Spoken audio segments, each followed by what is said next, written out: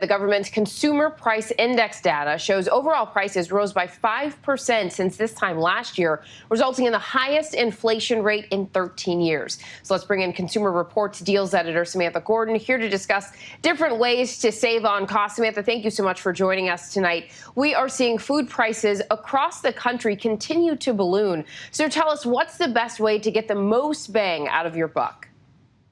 If you are shopping for food, there is going to be price surges around poultry, meat, and even fresh fruit. So you're going to have to be paying a little bit closer attention to your budget where maybe you weren't before. It's time to start clipping those coupons, looking for savings at different stores, shopping those discount stores like BJ's and Costco, looking for ways to budget your spending and shopping smarter. So if you can buy in bulk, do that.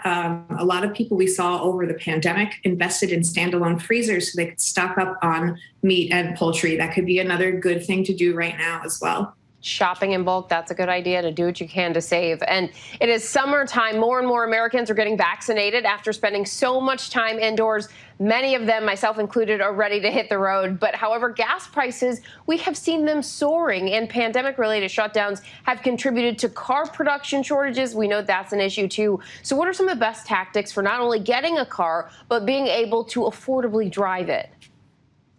Well, new cars right now are in high demand. The chip shortage has made it harder for manufacturers to keep up with supply. And so we're seeing that the prices aren't as good. The discounts that you're able to get, those negotiations that you get at the dealership, you're not going to be able to get as high of a discount. But that really depends on which model you're looking to buy. Over at consumerreports.org, we have a ton of information on buying a new car and getting those savings.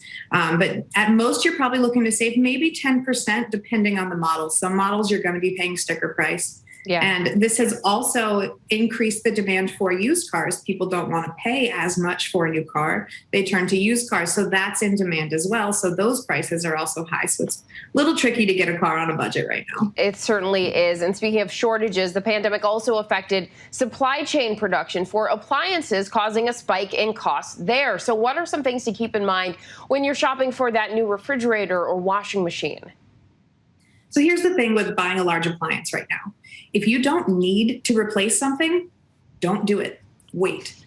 We are expecting inventory levels and pricing to return back to normal by the end of this year. So if you can hold off on that purchase, you're going to be able to save more money in the long run.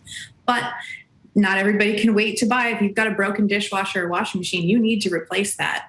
So there are ways that you can save money. There are some sales. We're seeing some sales now around the early Prime Day deals, especially around Best Buy.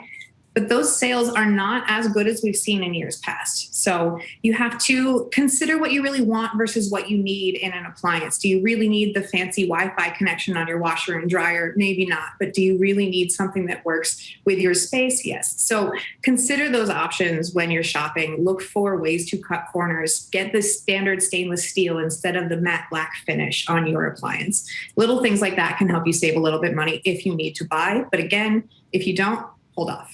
I didn't know washing machines had Wi-Fi. I need a washing machine that washes the laundry itself. But Samantha, finally, if folks do hold off on purchasing some of those items, as you mentioned there, now as prices are high, looking ahead, what are some of the deals that we can look forward to later on in the year?